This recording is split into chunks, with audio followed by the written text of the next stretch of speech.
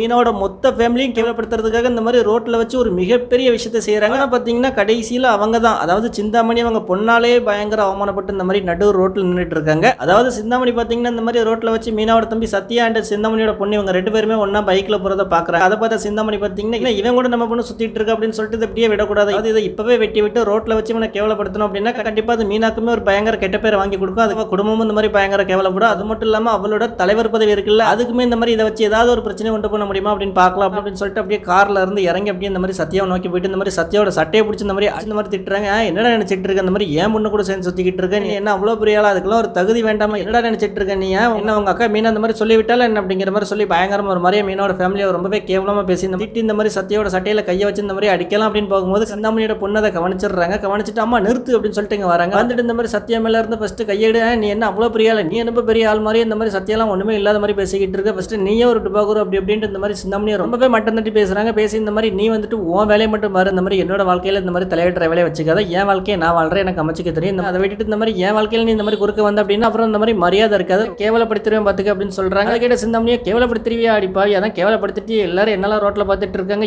அடிப்பாவி இப்படி சொல்லிட்டியே அப்படிங்கிற மாதிரியே பார்த்துட்டு இருக்காங்க.